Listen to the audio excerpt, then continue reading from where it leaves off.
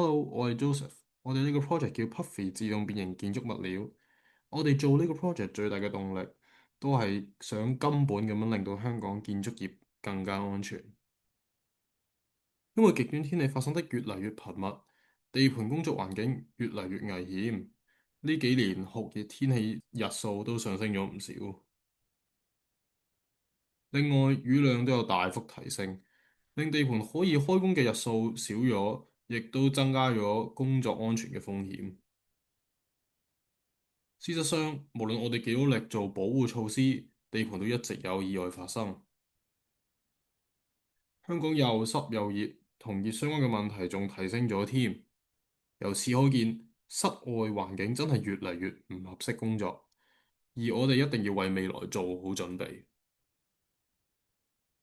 最好嘅解決方法其實就係直接轉移工作環境，由室外嘅地盤搬到室內嘅工廠，然後將大部分嘅功夫擺喺預製過程，令現場嘅施工越少越好。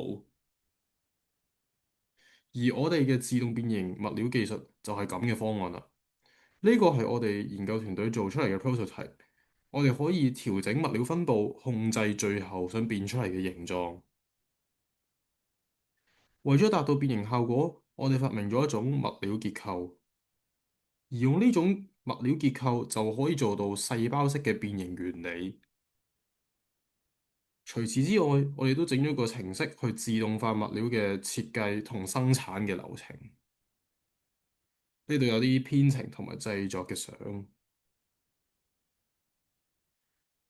令到變形更加準確。我哋都做咗個 simulation 同埋去 calibrate 實物，去根據做工嘅偏差去作出一啲調整。我哋呢個唔係淨係一個產品，而係一個系統。佢可以根據用家嘅設計需求，自動咁樣生成唔同嘅物料圖案，足以去應對唔同嘅建築場景。呢個 project 嘅研究都即將會喺 Canberra 2026度發表。希望我哋有一日可以將呢個自動變形建築嘅夢想實現出嚟。現場自動化令建築流程更加安全、更加有效率，亦都更加有保障。呢個發明無論係用嚟做臨時嘅庇護所，或者大規模嘅設施，都非常之適用。